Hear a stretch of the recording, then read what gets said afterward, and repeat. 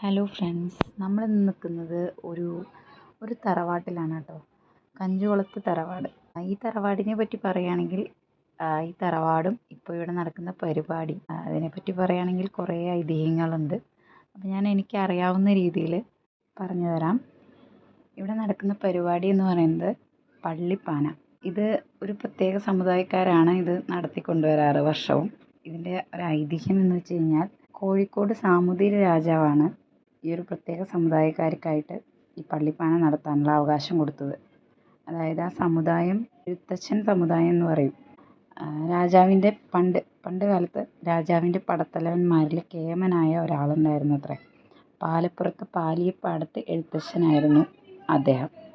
അങ്ങനെ അദ്ദേഹത്തിൻ്റെ ധീരതയിൽ സന്തുഷ്ടനായ രാജാവ് അദ്ദേഹത്തോട് എന്തെങ്കിലും ആവശ്യങ്ങളുണ്ടെങ്കിൽ അദ്ദേഹത്തിൻ്റെ സമുദായത്തിന് വേണ്ടിയിട്ടോ അങ്ങനെയൊക്കെ എന്തെങ്കിലും ആവശ്യങ്ങളുണ്ടെങ്കിൽ ആവശ്യപ്പെട്ടുകൊള്ളാൻ പാലിയപ്പാടത്തെ എഴുത്തച്ഛനോട് രാജാവ് കൽപ്പിച്ചു അത്രേ. അങ്ങനെ ഇരിക്കെ പാലിയപ്പാടത്തെ എഴുത്തച്ഛന് തോന്നി തൻ്റെ സമുദായത്തിന് ചെനക്കത്തൂരമ്മയെ പൂജ നടത്താനുള്ള അവകാശം തന്നാൽ മതി എന്നൊരു ചെറിയൊരു ആവശ്യം ഉന്നയിച്ചു.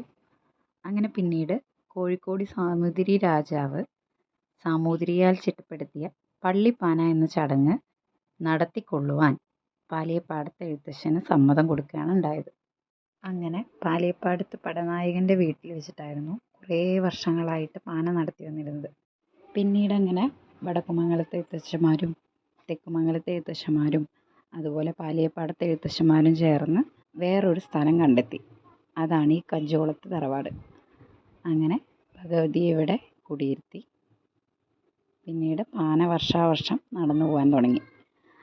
അങ്ങനെ പിന്നീട് കാലങ്ങൾ കടന്നു വന്നപ്പോൾ വടക്കുമംഗലം ദേശക്കാർ വടക്കുമംഗലത്ത് കഞ്ചുകുളത്ത് തറവാട്ടിൽ വെച്ചിട്ടും തെക്കുമംഗലക്കാർ തെക്കുമംഗലം കോളേരി തറവാട്ടിൽ വെച്ചിട്ടും പാന നടത്തിപ്പോരുകയാണ് ചെയ്യുന്നത്. അങ്ങനെ നമ്മളിപ്പോൾ കാണാൻ പോകുന്നത് എഴുത്തച്ഛൻ സമുദായത്തിൻ്റെ വടക്കുമംഗലം ദേശം നടത്തുന്ന പള്ളിപ്പാനയാണ് കേട്ടോ.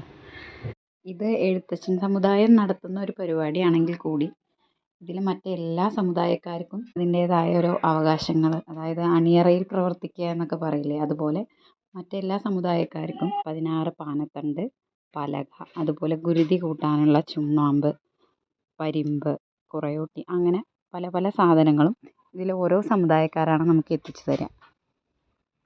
അങ്ങനെ എല്ലാ സമുദായക്കാരെയും ഉൾക്കൊള്ളിച്ച് ഭംഗിയായി നടന്നു പോകുന്നൊരു പരിപാടിയാണിത്. അങ്ങനെ പാന ദിവസം രാവിലെയുള്ള ചടങ്ങുകൾ ഞാനൊന്ന് പറയാം. ചെനക്കത്തൂർ മേലേക്കാവിലെ കുളങ്കര നായരമ്മ വന്ന് ഒരു പറ നെല്ലും വിളക്കെണ്ണയും ഇവിടെ നിന്ന് അവകാശമായി വാങ്ങുമത്രേ. അതുപോലെ ആദ്യം നിലവിളക്ക് കൊളുത്തുന്നത് മൂലസ്ഥാനമായ മന്ത്രിയെടുത്ത് മനയ്ക്ക് നിന്നാണ്. അതുപോലെ ഗുരുതിക്കുള്ള ഉരുളി എല്ലാം മന്ത്രിയെടുത്ത് മനയ്ക്ക് നിന്നാണ് കൊണ്ടുവരുന്നത്. അതൊരു അവകാശമാണ്.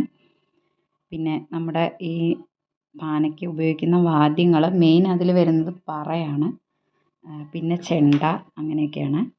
ഭഗവതി തറവാട്ടിൽ നിന്ന് നമ്മൾ എഴുന്നള്ളിച്ച് പുറത്ത് കൊണ്ടുവരും. അതോടുകൂടെ മേളത്തോടു കൂടെ പാലക്കൊമ്പ് വെച്ച് ഭഗവതിയെ പ്രതിഷ്ഠിക്കും. അതിനുശേഷം തായമ്പക, തിരിയൊഴിച്ചിൽ, അങ്ങനെ പാനപ്പിടുത്തം അങ്ങനെയൊക്കെ ഉണ്ടാവും. അങ്ങനെ ഒരു വലത്ത് പാനപ്പിടുത്തം, അതായത് ഒരു വലത്ത് എന്ന് പറയുമ്പോൾ 16 തരം നൃത്തമാണ് പറയുന്നത്. പാനപ്പിടുത്തമാണ് ഇപ്പോൾ കണ്ടുകൊണ്ടിരിക്കുന്നത്. അങ്ങനെ ഒരു വലത്ത് പാനപ്പിടുത്തം കഴിഞ്ഞതിന് ശേഷം ഒരു ഇടവേളയാണ്. ആ ഇടവേളയിൽ തോറ്റംപാട്ടുണ്ടായിരിക്കും. തോറ്റംപാട്ട് എന്ന് പറയുമ്പോൾ അടുത്ത ദേശത്തുള്ള എല്ലാ ദേവീ ദേവന്മാരെയും നമ്മൾ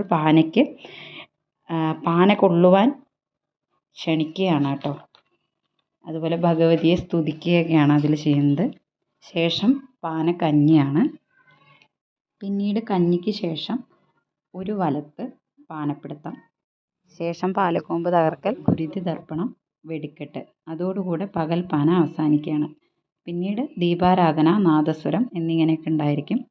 അങ്ങനെ പുലർച്ചയോടുകൂടെ മണ്ഡപം പുതുതായി പണിത് താലവും മേളത്തിൻ്റെ അകമ്പടിയോടുകൂടെ വീണ്ടും ഭഗവതിയെ കുടിയിരുത്തും.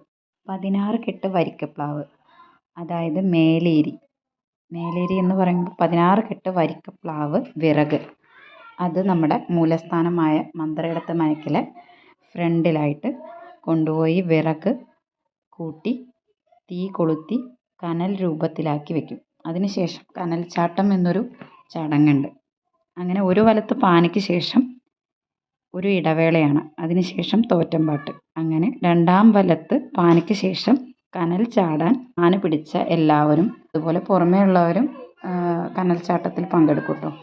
അങ്ങനെ കനൽ ചാട്ടത്തിൻ്റെ അവിടെ പൂജയ്ക്ക് ശേഷം പാന പിടിക്കുന്നവരും എല്ലാവരും കൂടെ പോവും. അങ്ങനെ അവിടെ കനൽ ചാടുന്നതാണ്. അങ്ങനെ പന്തലിലേക്ക് തിരിച്ചെത്തിയതിന് ശേഷം മണ്ഡപം തകർക്കലാണ്. ശേഷം ഗുരുതി പിന്നീട് ഭഗവതിയെ യഥാസ്ഥാനത്തേക്ക് തേരേറ്റി കുടിവെക്കുന്നതോടുകൂടെ അവസാനിക്കുന്നതാണ്. 12 പന്തൽക്കാലും 4 സ്ഥാനക്കാലും അങ്ങനെ 16 കാലാണ് പന്തലിന്. പോരാത്തതിന് 16 തരം കൊട്ടും 16 തരം നൃത്തവുമാണ്. പോരാത്തതിന് നമ്മുടെ എല്ലാം ഒരു 16 കേട്ടോ ഇതിൻ്റെ കണക്ക്. ചെനക്കത്തൂർ പൂരത്തിന് 16 കുതിരകളാണ് ഉണ്ടാവുക.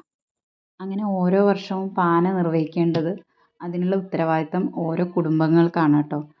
അങ്ങനെ കുടുംബങ്ങളെ മൊത്തം ഒരു നറുക്കെടുപ്പിലൂടെ അടുത്ത വർഷത്തെ പാന നടത്തേണ്ടിയിരിക്കുന്ന ഉത്തരവാദിത്തം ഏൽപ്പിക്കുന്നതാണ്. ഈ പാന നടത്തിപ്പിന് മെയിനായിട്ട് 4 തറവാടുകൾക്ക് സ്ഥിരമായി മേൽനോട്ടം വരുന്നുണ്ട് കേട്ടോ. 1 പട്ടിപ്പറമ്പിൽ തറവാട്, 2 കഞ്ഞിക്കുളത്ത് തറവാട്, 3 മാണിയങ്ങാട്ട് തറവാട്, 4 കുഴിഞ്ഞുള്ളി തറവാട്. അങ്ങനെ നമ്മുടെ പാനയെക്കുറിച്ചുള്ള മൊത്തം ഒരു വിവരങ്ങൾ ഇതൊക്കെയാണ്. എനിക്കറിയാവുന്നത് ഞാൻ ഷെയർ ചെയ്തു. എല്ലാവരും വീഡിയോ കാണുക, സപ്പോർട്ട് ചെയ്യുക. ബായ്.